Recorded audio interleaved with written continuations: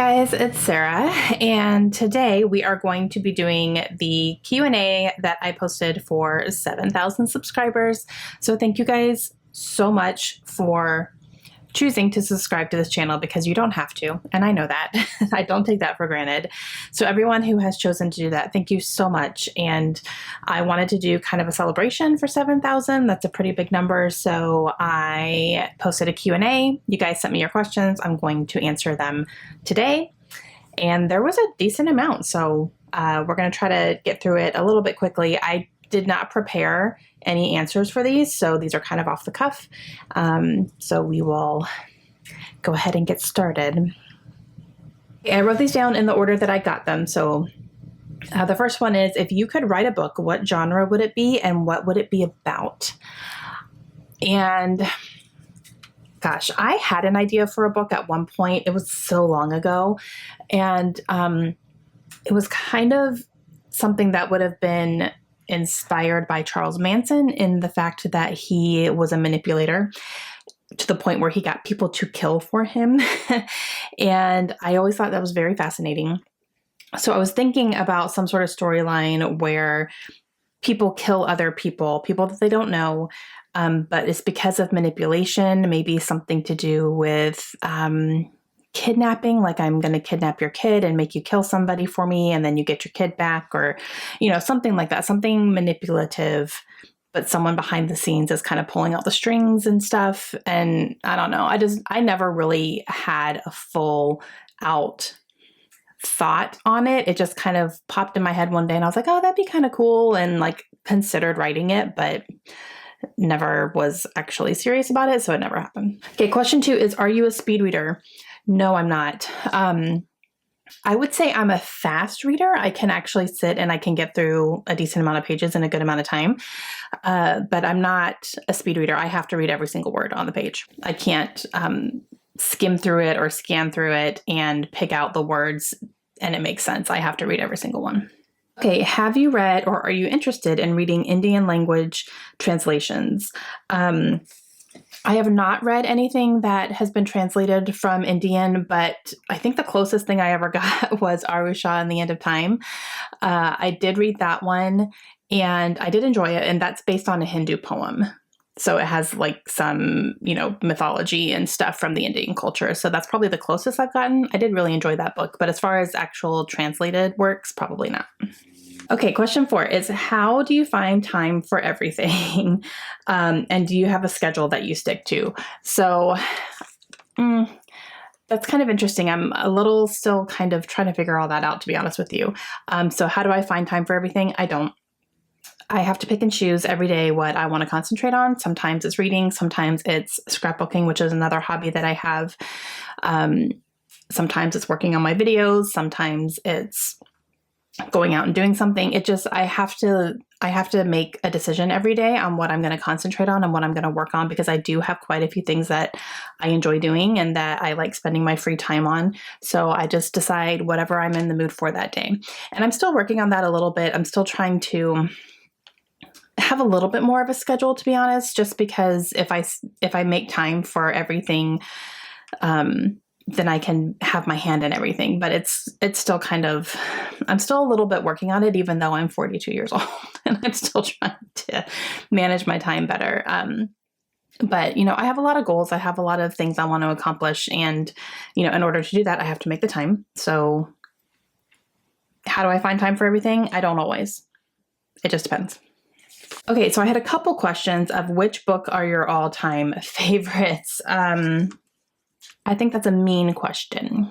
I would say my top 10 list changes consistently. I just read a book that is one of the best books I've ever read in my life, and it's top 10 for sure. And I just read it last week. So I would say my top 3 have not changed for quite a while. I'm not sure if they will or not. So I'll tell you my top 3, but then everything after that is kind of like, it changes. Sometimes I'll read a book that I think is like one of the best books ever, and then I read another book that I think was better than that. So it's a little fluid in that way, but my top 3 haven't changed for a number of years.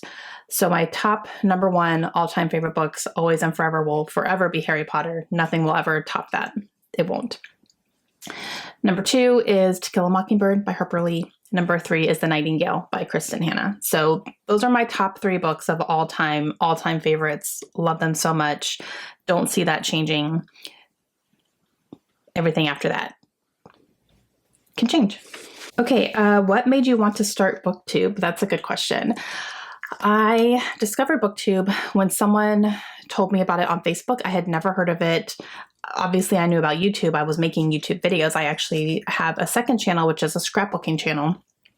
I'll leave it linked down below if you guys are interested in it, if you're scrapbookers at all, but I make scrapbook pages over there. So I was already on YouTube doing that. And then I heard about bookish content and I was like, whoa, I didn't even know this was a thing. And I checked it out. And then 4 months later, I was like, you know what? I think I can do this, because I started watching people. I started getting into it, started really watching people. And then I started buying books. I'd always bought books, but I started really like BookTube buying books. And then I thought, you know what? I think I could do this. I just have to get my butt in front of the camera, which for scrapbooking, it's not me face to face. It's me over my desk. So it's just my hands. So I had to get comfortable with that. But I thought I can do this, and this can give me an outlet to actually talk about books, because I didn't have a big community where I could talk about books the way that I do now. So that's what made me want to start, and I'm so happy I did. Next question is, what do you do with the books that you unhaul? I unhaul regularly. I usually have a box going, and when that box is full, I take those books. I donate them always.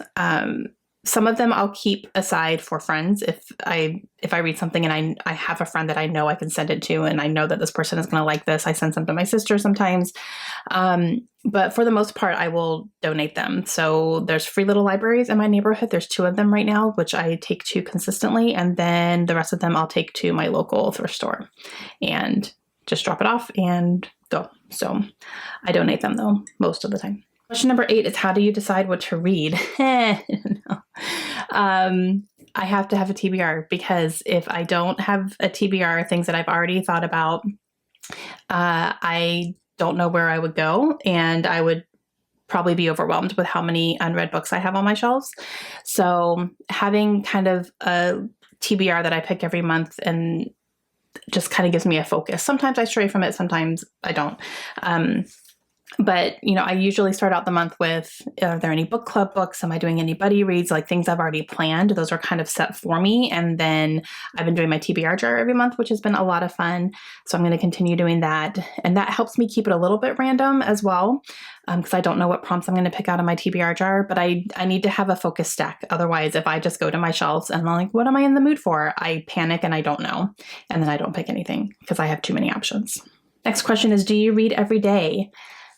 Yeah, I do read every day. Bare minimum, I will read in bed before I go to sleep. It helps relax me. I kind of have to. It's really to that point where I have to read before bed. And then I read during the day as well, especially if I have a busy day and I'm doing a bunch of just things, like if I'm walking around and doing laundry and running errands and doing stuff like that, I'm listening to audiobooks for the most part. And other than that, I try to sit down every day and make a little bit of time for reading, even if it's just a little bit. Like if I only have 30 minutes, I try to sit down and read a little bit of a book. It's just something I enjoy. It relaxes me, and I make time for it every day. Okay, next one. Did you love reading when you were a kid or not until you were older? I loved reading as a kid. My mom told me I always had a book in my hand when I was little. And I've definitely gone through phases in my life where I wasn't reading very much. I wasn't reading a lot in college. High school, I don't think I was reading all that much either. And then after I got married, I really got back into it again and joined a book club and all that stuff. And from there, it was still a little bit up and down. There was a few periods here and there where I wasn't reading a ton, but I was still reading a little bit. I remember looking at my numbers before I started BookTube. So I want to say 2015 was a big year for me. I think I read like 80 books or something, but the year before that, I'd only read 20. So, you know, it's just kind of, it's definitely increased over the past 6 years since I've been on BookTube. I've read upwards of 80 to 100 books every year. Before that, it wasn't quite as much. I still did love reading, always have loved it, but yeah, BookTube has definitely given me the kick in the butt to make it an every single day habit and to make it a priority in my life. Okay, what were your favorite books as a kid and a teen? Kid, Charlotte's Web for sure. And I remember reading Where the Red Fern Grows when I was in 5th grade. I remember reading that in class and watching the movie, and I loved both of them. Bridge to Terabithia was a big one too. And then what else? As a teen, like I said, high school, I didn't read a ton, but like middle school, I read the Sweet Valley High series by Francine Pascal. That was my thing. That was my series. I read all of those. And then Fear Street by R.L. Stine was a big one for me back then too. I really liked those. Okay, do you have a schedule for reading?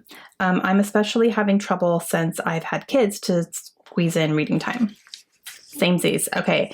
When I had my kids are older now, obviously, but when I first had them and they were younger, it was harder for me to squeeze time in as well. That's where the bedtime thing started really happening. Or during nap time, if my kids were napping, I was reading sometimes. And I did find that audiobooks were helping me, and because I could still have my eyes on my kids and still be listening to something if they were entertained. And then Kindle books helped me a lot too, especially when I was breastfeeding. I would be able to hold them and hold my Kindle in one hand and I could easily read. So usually when I was breastfeeding my kids, that was a decent half hour of reading that I could get in, and they weren't going anywhere. They were sitting still. So that was something that helped me. But especially I think if you have younger kids, toddlers, like nap time was a big one for me. If I wasn't sleeping, I was reading, or like audiobooks. I would definitely suggest those. So do I have a schedule for reading? No, not really. I read when I have time. Okay, so what was your favorite place that you've lived?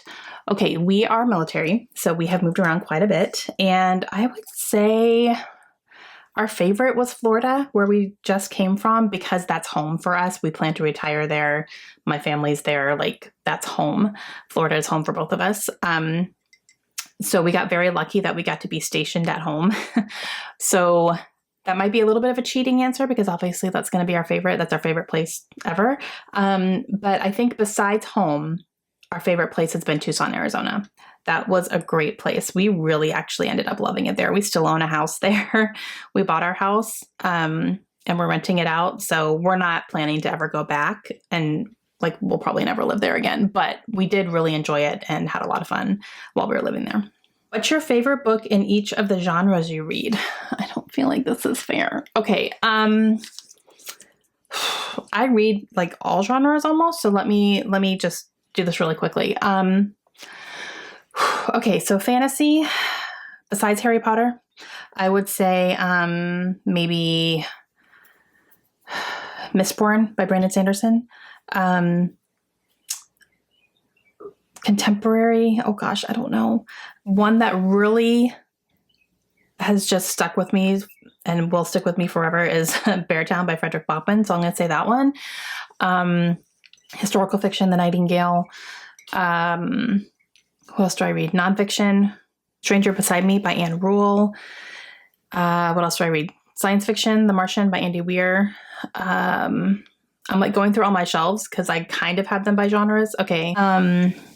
Middle grade, again, besides Harry Potter, I would say Nevermore by Jessica Townsend. And thrillers, which is actually my favorite genre, Gone Girl, definitely. And You by Caroline Kepnes. Okay, how did you and your husband meet? My husband and I met in college. We met through my roommate. She was friends with him. And we went to a party one night. We went to a frat party, all three of us together. And that was the first night I met him. And we ended up hanging out all night long. And that was it from there. So we started dating right after that. That was in 2000. Actually, we met in the year 2000. So we have been, we dated 2 years before we got married. So yeah, we've been married. This December will be 19 years. And then we've been together let's see, we met in October of 2000. So this October, it'll be 21 years that we've been like a couple dating. And then in December, we'll be married 19 years. And now I feel really old. Okay, what jobs have you previously had? Okay. My first job was fast food. I worked at McDonald's. And I also worked at a gym, which was probably my favorite job. I worked the front desk at a gym.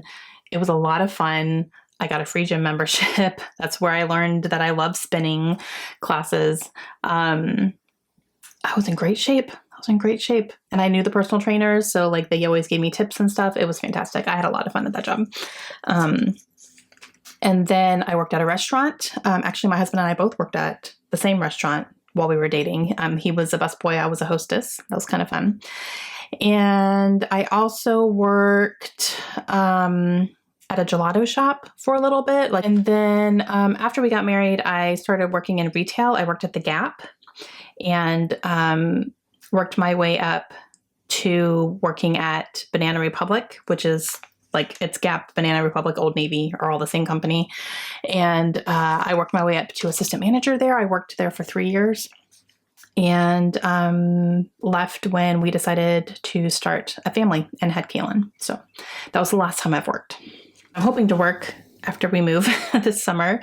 So I will be definitely keeping an eye out for some library jobs at our next station. Okay, how many bookcases do you have? Okay, let me go through my house. So 1 here, 1. I have 1 over in the corner there, 2. I have 1 in our bedroom. I have 1 in our guest room. I have 1 in the living room. And then I have 2 book carts. So the rolling carts, the 3-tiered carts. I have 2 of those, which I count as bookcases because you can fit like 70 something books on there usually. So I'm going to say 7 or 5 and 2 carts. 5 and 2 carts. Okay, how do you decide which hobby to do? Reading, scrapbooking, etc. Kind of the same answer as before. I just do whatever I'm in the mood for. So if I'm not in the mood to read, I'll maybe scrapbook or watch TV or it's just whatever I'm in the mood for. So I've definitely learned over the years that I can't force myself to do something I'm not wanting to do. So if I'm not in the mood to read, I don't force it because then I'm not going to enjoy it, or I'm going to take 30 minutes to read 2 pages and then I'm just going to be upset. So, and same with scrapbooking. If I force myself to scrapbook when I'm not in the mood for it, I will make something that I don't love. So, I have really learned just to listen to what my mind is telling me I want to do.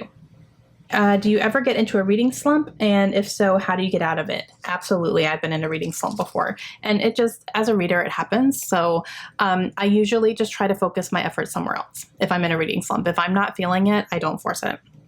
I have heard tips where you just force it, and I think that works differently for different people. Some people, it may work if you force it, and some people it may not. Sometimes I'll still try, like even if I'm not in the mood, I'm like, well, let me try. Let me give it like 5 pages and see how I do, or let me sit here for 20 minutes and see if I can read anything.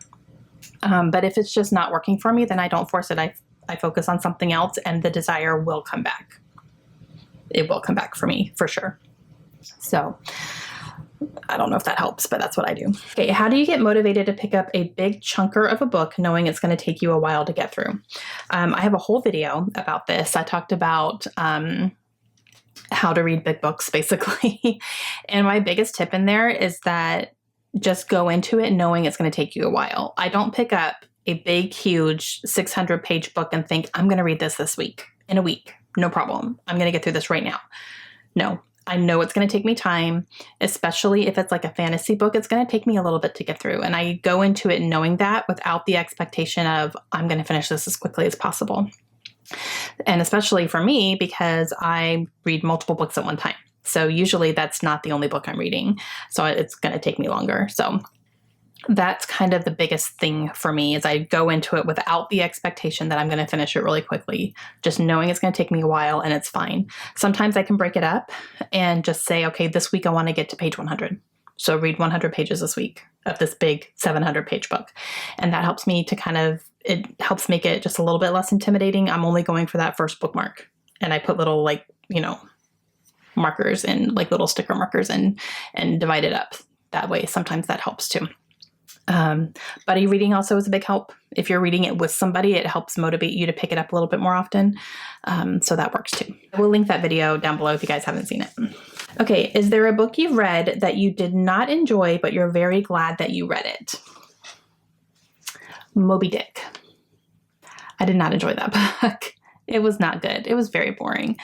But I read it, and it's a check mark off on the Great American Reads list because it's on there. And I can say that I've read Moby Dick. I can say that. I did not enjoy it. I don't recommend it. It is very long. It is very boring. There was some mildly interesting parts where it was just talking about facts of the whales, which I thought was interesting, but like that's it. Really, truly. Okay, where are you moving to? Speaking of moving, so we actually just found out a few weeks ago that we are moving to Virginia. My husband got a job in DC, so it's a 2-year commitment. So we are expecting to be there for 2 years. So we're going to be living outside of DC. We're looking a little bit south of DC right now, kind of some of the suburbs. We are on the hunt for a house right now to rent. So we're looking, but that is where we're going. And that is happening in July, end of July, early August is when we're going to be heading on. How do you keep track of your book inventory so that you don't buy the same book twice? I have done this. I have bought the same book twice. I wish I could say only once, but no, I've done it a couple times. Okay. For me personally, Goodreads is really great for that. I do also have an Excel spreadsheet that I keep in my Dropbox so that I can access it anywhere. And that helps as well. If either Goodreads isn't working or, you know, whatever, I'm so terrified of Goodreads like shutting down or something. And then I don't have those records anymore. But just for my own personal thing, I do have an Excel spreadsheet that I keep in alphabetical order of all the books that I have on my shelves. So that helps me as well. If I'm out or I'm shopping online or doing something, I can look at my Excel spreadsheet just to make sure I don't have something I'm looking at. Okay, so next one is, I so admire how you're able to sit and focus and read every chance you get. Do you use apps? Do you use background noise, or are you just naturally great at focusing? My focusing game has gone downhill over the past couple of years.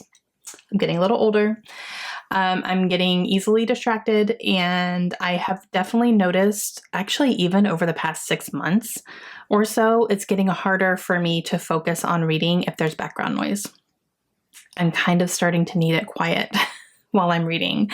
That's stemming from my girls have the TV on all the time, and they will like have the TV on while they're doing other things too. It's like background noise for them. Which is fine, but the background noise is starting to bother me if I want to sit and read. So if I'm in the living room and they're in there watching TV or the TV's on, I usually can't sit in there. I have to go to another room where it's quiet. And then even the other night I was in bed reading and my husband was on the computer, like our computer's in our bedroom. He was watching the news. And like it took me forever to read 2 pages because I kept hearing the news and I was paying attention to that instead, which just made me mad because news just makes me mad. But like it's getting harder for me to filter out the noise, where I used to be really good about that, but it's getting harder for me to do that. So I'm really starting to notice if I want to sit and have like a good reading session, I need to be somewhere where it's quiet. I don't use apps or like anything like that either. So. What is the most twisty, mind-bending thriller you have ever read? Gone Girl. Hands down. Close seconds, I think, would be Behind Her Eyes by Sarah Pinborough. And something that was definitely mind-bendy was You by Caroline Kepnes, because you're in the head of a stalker, which I just thought was so brilliant. And that really messed with my head.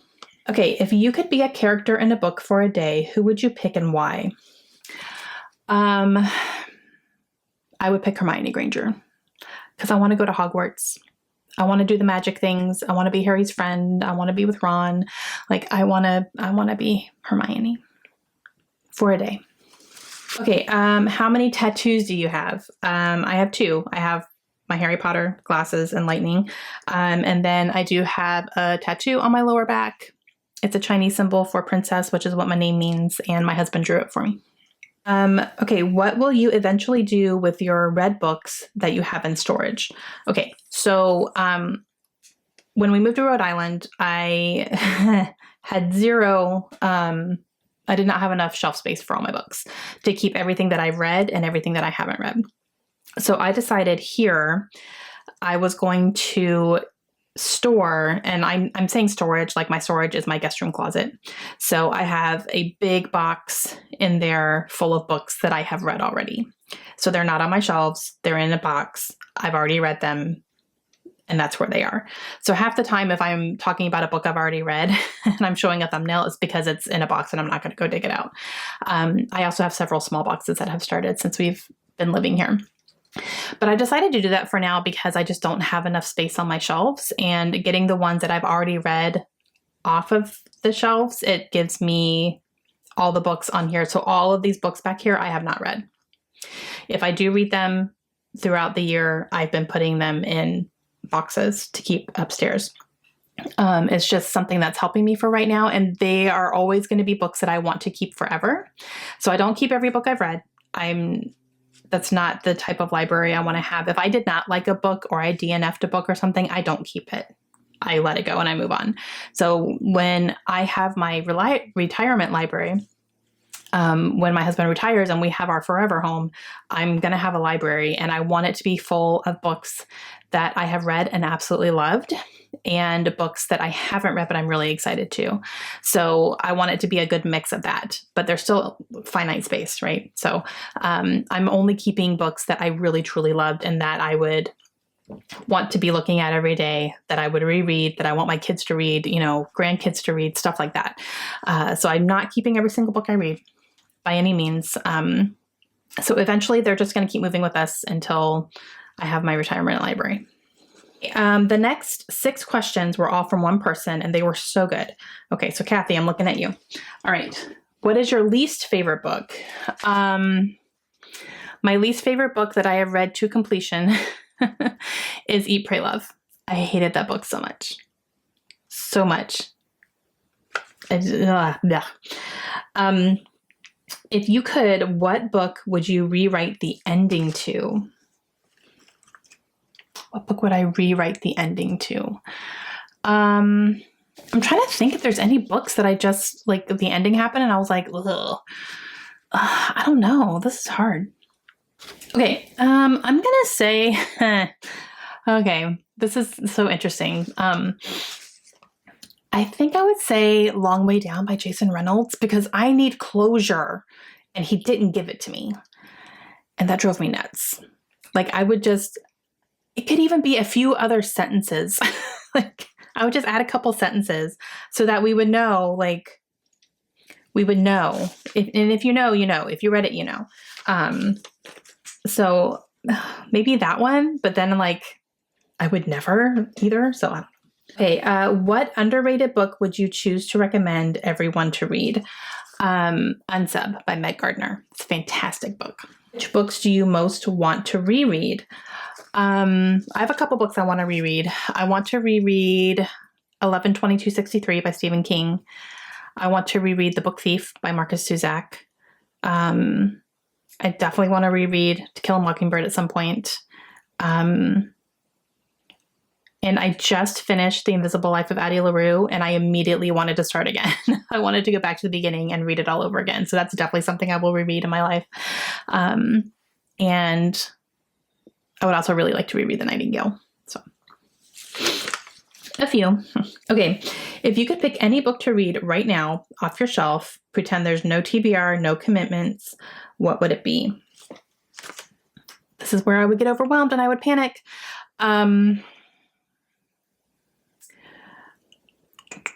I would say Valor by John Gwynne, book number 2 in the Faithful and the Fallen series.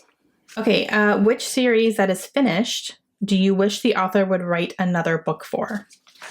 Pines by Blake Crouch, because that epilogue at the end of book 3 was BS, and it was mean. Okay, next one is, what editing software do you use for editing and for thumbnails? So basic, guys. I use iMovie for editing. Super basic. I don't get all fancy. And for thumbnails, I use Photoshop because we've had it for years. So I'm comfortable using it.